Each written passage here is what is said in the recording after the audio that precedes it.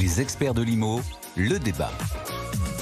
Et à mes côtés, Daniel Weil, le directeur recherche et stratégie chez Eurial. Bonjour Daniel. Bonjour Marie. Et à ma gauche, Olivier Ham, cofondateur de France SCPI. Bonjour Olivier. Bonjour Marie. Bon, je l'ai dit en préambule, on parle SCPI assez régulièrement sur l'antenne, mais ce qu'on aime bien, c'est aller dedans, quoi, et choisir une thématique bien précise, qu'elle soit porteuse ou risquée. On verra ça dans quelques instants. D'abord déjà, avant de parler de ces fameuses SCPI de santé, je voudrais qu'on parle de ce marché global quand même, des SCPI tout court.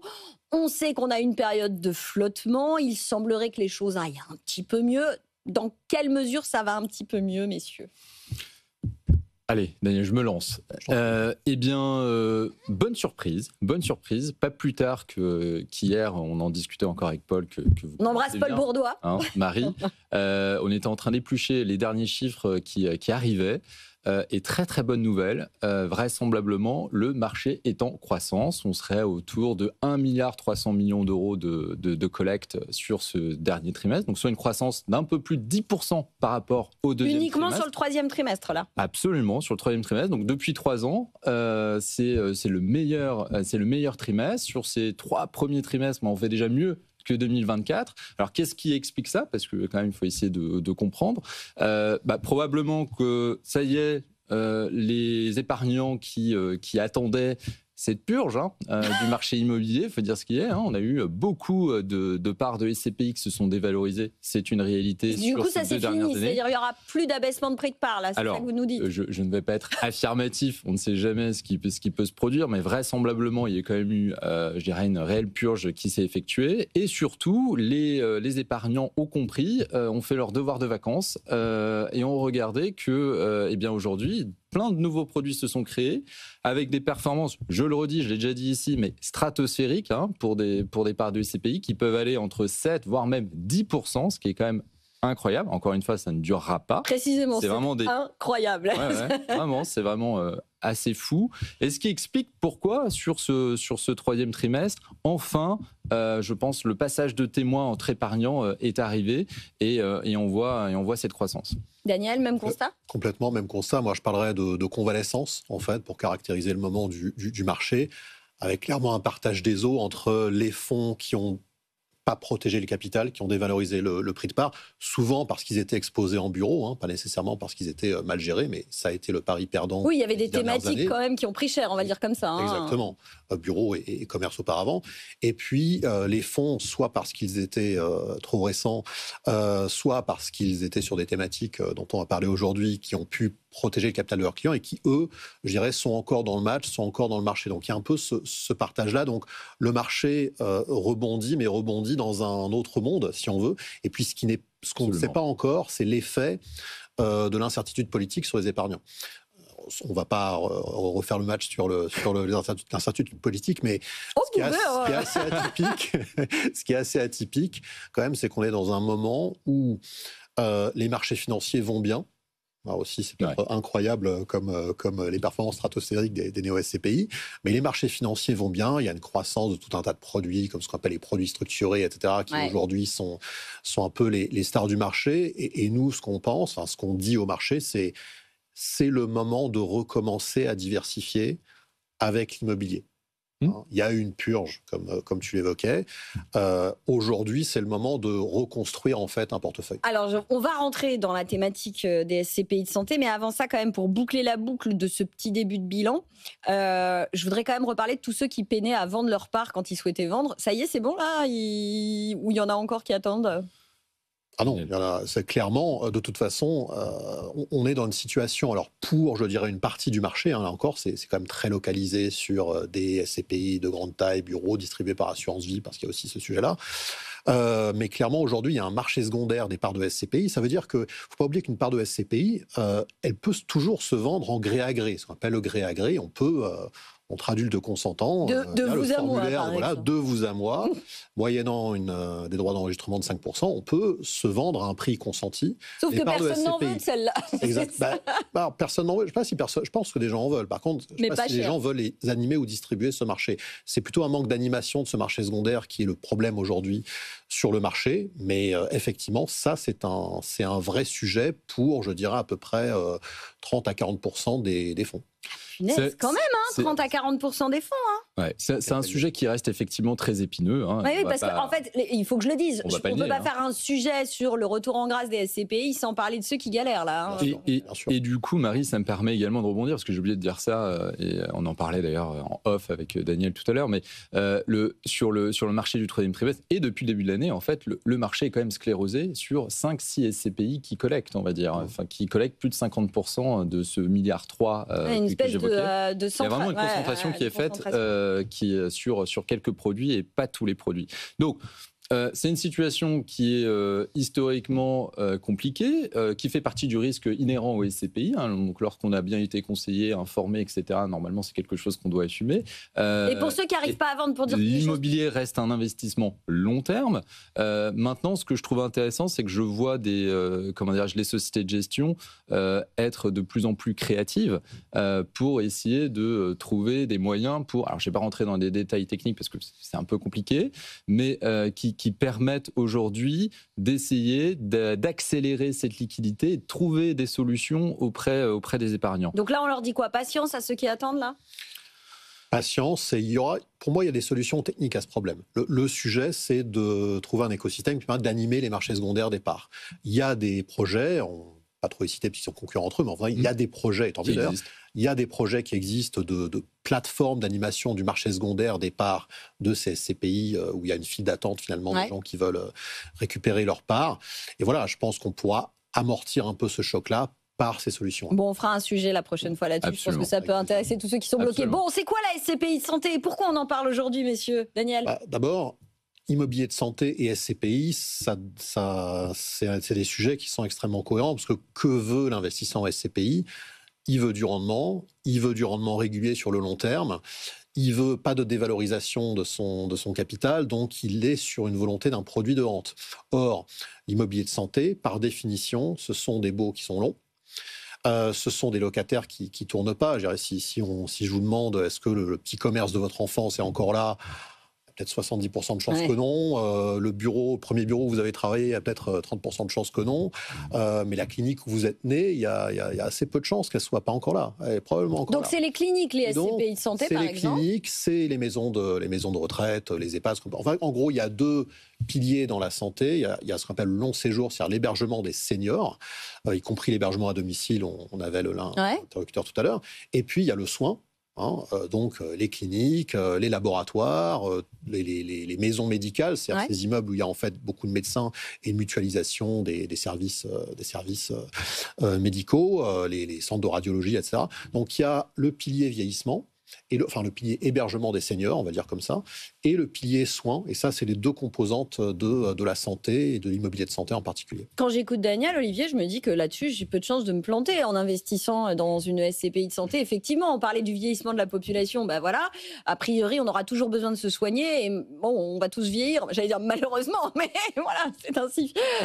Absolument, Marie. On pourrait se dire ça. Effectivement, il y a des risques. Mais je voulais juste revenir rapidement quand même sur l'historique, parce que la thématique des SCPI thématiques, c'est un phénomène récent. Alors, récent, à l'échelle des SCPI, on parle d'un produit qui existe depuis à peu près 70 ans, donc c'est quand même déjà une personne en forme aujourd'hui, mais qui a quand même un peu de passif.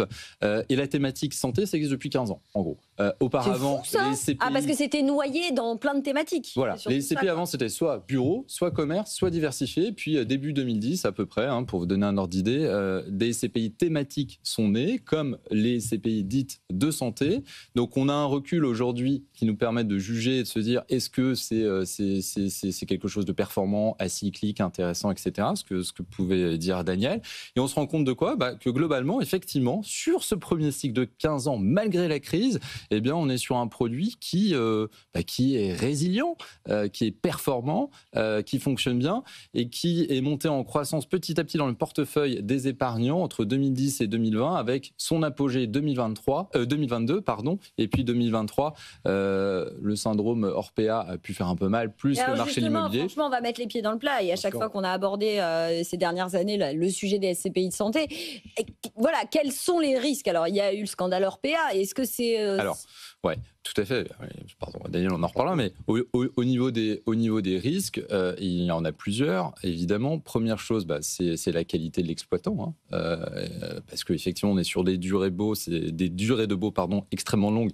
Mais si on a un exploitant qui Mais c'est un n'est peu pas au comme rendez-vous. pour tout, quand on investit aussi dans les logements de tourisme, etc. Entre c'est à peu près 3 ans et 15 ans ou 25 ans de durée d'exploitation, on ne reloue pas un EHPAD aussi facilement à un autre exploitant qu'un bureau. Donc, on est sur de l'immobilier ultra spécialisé. Donc, ça veut dire que si, par exemple, je suis au fin fond de la Pampa, dans la Creuse, et pourquoi pas, ça peut être une très bonne idée. Encore une fois, il faut creuser. Creuser la Creuse. Mais oui, c'est bon, Olivier. Merci. J'aurais voulu la faire, j'aurais fait. Bref, eh bien, si demain je me retrouve avec un actif qui est vide et que je n'ai personne pour le louer, je ne vais pas forcément le transformer en bureau comme ça. Donc ça aussi, c'est un risque, Daniel. Hein. Ce qu'on voyait, dernier élément, mais il y a aussi les changements de sociétal. L'interview qu'on avait à l'instant le démontre. Hein, peut-être sur l'adaptation. Peut-être que demain, on fera de plus en plus de choses de chez nous, et donc on aura peut-être moins besoin de ce type de classe d'actifs. Encore une fois, quand même, une chose est sûre, mais c'est qu'aujourd'hui, on a une offre qui ne répond pas à la demande de santé. Je pense que tout le monde est au clair là-dessus et que, compte tenu du vieillissement de la population, il y a des réels besoins. On a tous du mal à avoir des médecins, qui soient spécialistes ou généralistes. Donc, on peut se dire quand même qu'on a encore une belle route. Quand même un vrai besoin, ouais. Tout à fait. On a un vrai besoin, et puis au fur et à mesure finalement que la génération du baby-boom, donc qui a commencé en 45 jusqu'en 60, enfin c'était assez étalé d'ailleurs en France, au fur et à mesure que cette génération se rapproche du 3e, du 4e âge, il y a cette demande qui arrive, et ça, c'est dans les 10 prochaines années. Hein, c'est pas... Et on a une multiplication des formats différents. C'est-à-dire qu'avant, on avait le format unique maison de retraite. Ouais. Et aujourd'hui, en vérité, il y a le résidentiel médicalisé, il y a les villages de seniors, il y a l'EHPAD, qui d'ailleurs se renouvelle, on peut en parler, il y a ce qu'on appelle les résidences services seniors. Donc, il y a tout un tas, et c'est pareil dans le soin aussi. Aujourd'hui, avant, on avait le modèle unique de l'hôpital. Aujourd'hui, pour désengorger l'hôpital, il y a tout un tas d'alternatives. Hein, des centres d'urgence petits, si vous cassez la main, vous pouvez avoir des formats immobiliers qui peuvent vous traiter. Mais justement, Daniel, moi j'aime bien la question que soulevait Olivier, elle est intéressante. C'est est-ce que finalement, alors je ne parle pas effectivement des nouvelles résidences qui sont de l'habitat juste un peu médicalisé, mais celles qui sont l'immobilier très spécifique, très médicalisé, comment on fait pour le réinventer si effectivement on perd l'exploitant, quoi? Alors c'est tout le sujet, c'est que la meilleure comparaison, c'est l'hôtellerie. Hein, un hôtel, c'est difficile à convertir en autre chose. Et une clinique, c'est un grand hall, c'est des plateaux techniques, c'est des chambres. Très difficile à convertir. Un EHPAD, c'est plus facile parce que vous pouvez le convertir en résidentiel, en gîte, en hôtellerie, etc. Ouais. Bon. Donc, en fait, il faut être sur une thématique du neuf là-dessus, c'est-à-dire qu'il faut acheter des produits neufs, c'est-à-dire que la maison de retraite manoir, telle qu'on la voit dans le film éponyme d'ailleurs, Maison de retraite, c'est quelque chose qui n'existe plus, qui ne doit pas exister. Enfin, le problème, c'est que quantitativement, il faut que ça existe. Ouais, bien sûr. Investissable. C'est pas investissable pour un investisseur professionnel. Et donc, effectivement, il faut être sur des thématiques neuves. Et puis, il y a la question aussi de l'incorporation de la technologie dans ces immeubles-là. Aujourd'hui, il faut savoir que leur modèle économique, c'est la tarification à l'activité. Plus vous performez de diagnostic, plus, etc. Et aujourd'hui, si vous allez dans une clinique, ce que je ne vous souhaite pas, vous constaterez qu'elle s'occupe autant des gens à l'intérieur de la clinique que des gens à l'extérieur. Hein, des gens qui, avec des allers-retours dans la clinique. Donc, c'est ce qu'on appelle l'ambulatoire. Ouais. Donc, en fait, il y a des sujets de nouveautés immobilières, mais il y a aussi des sujets simplement de changement des process de ces établissements-là. Et là, la technologie et l'IA ouvrent des perspectives énormes. Messieurs, il nous reste, je vois Olivier, il veut intervenir. Il nous reste...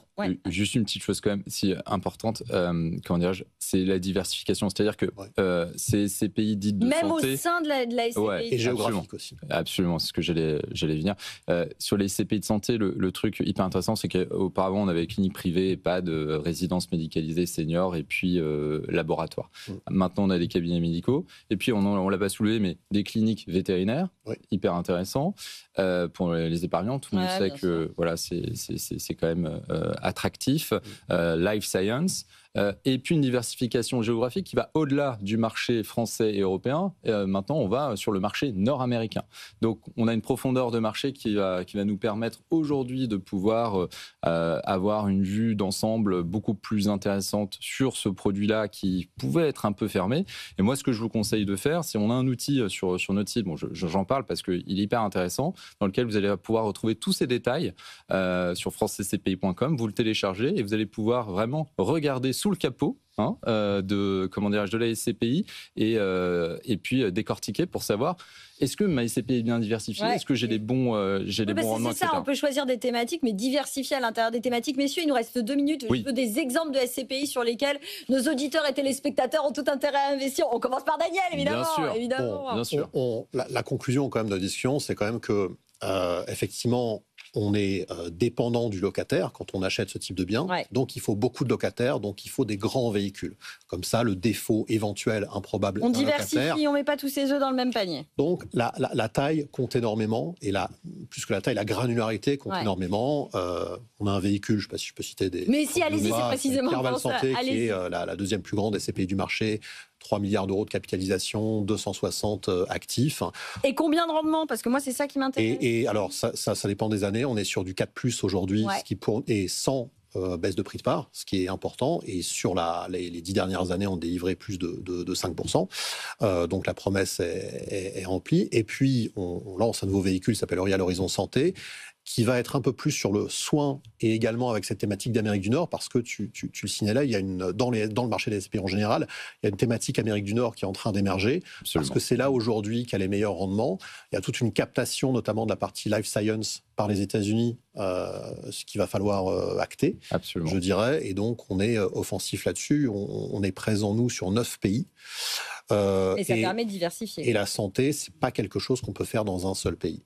C'est trop petit, c'est trop niche pour être pas diversifié. Des noms, Olivier, rapidement. Mais très rapidement. Oui, je vais faire rapide. Premier produit foncier des praticiens, qui est pour le coup un petit véhicule que moi personnellement j'aime beaucoup, qui a été fait par des praticiens. Pour des praticiens.